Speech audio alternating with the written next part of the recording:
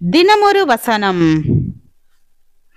1 Samuel 30வது அதிகாரம் வசனம் 6. தாவீது மிகவும் நெருக்கப்பட்டான். சகல ஜனங்களும் தங்கள் குமாரர் குமாரத்திகளின் நிமித்தம் மனக்கிலேசமானத்தினால் அவனை கல்லெறிய வேண்டும் என்று சொல்லிக் கொண்டார்கள். தாவீது தன் தேவனாகிய கர்த்தருக்குள்ளே தன்னை திடப்படுத்திக் கொண்டான்.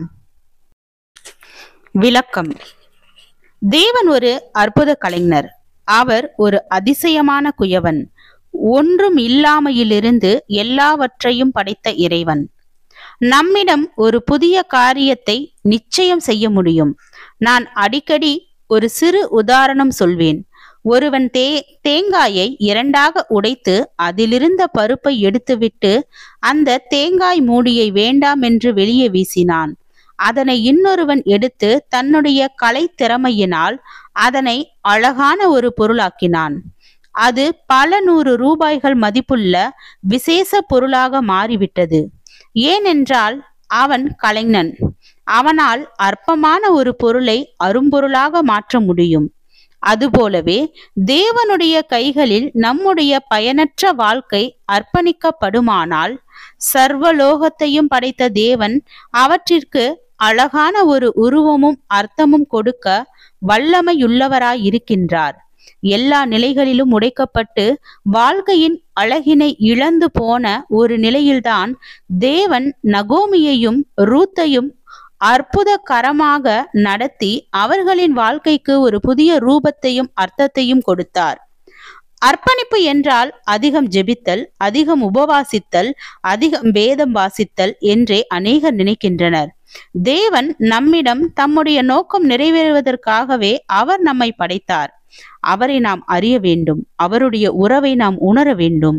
அவரை நாம் வெளிப்படுத்த வேண்டும். அவருடைய சித்தத்தை நாம் செய்ய வேண்டும்.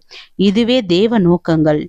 இவை நிறைவேறும் விதமாக விழிப்புணர்வோடு நம்முடைய வாழ்க்கையை வாழ்வதற்கு முன் வருவதுதான் உண்மையான அர்ப்பணிப்பு. தாவீதின் வாழ்க்கை சவுலினால் உடைக்கப்பட்டது. அவன் எல்லா நிலைகளிலும் உடைக்கப்பட்டான். இறுதியில் ஓடி ஒளிவதற்கு கூட ஒரு இடமின்றி தனித்து விடப்பட்டான். அவன் இறுதியாக நம்பியிருந்த 400 பேரும் கூட அவனுக்கு ஆதரவாக நில்லாமல் எதிர்த்து நிற்கின்ற சூழ்நிலை ஏற்பட்டது. சிக்லாக் என்ற இடத்திற்கு வந்தபோது அவன் இதற்கு அப்பால் இனியும் செய்வதற்கு எதுவும் இல்லை என்ற நிர்பந்தமான சூழ்நிலையை கண்டான்.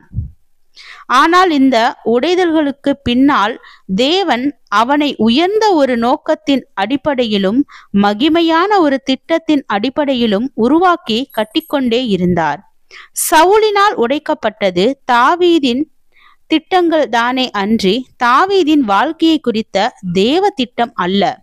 மேன்மையான ஒன்று உருவாக்கம் பெற்று நிமிர்ந்து நிற்பதற்காக தாழ்வான ஒன்று உடைக்கப்பட வேண்டியது அவசியமாயிருந்தது. ஜெபம். தேவனுக்கு ஸ்தோத்திரம். தேவனே, நாங்கள் எங்கள் வாழ்க்கையில் உம்முடைய திட்டம் எங்கள் வாழ்க்கையில் நிறைவேறுவதற்காக நன்றி. ஆமீன்.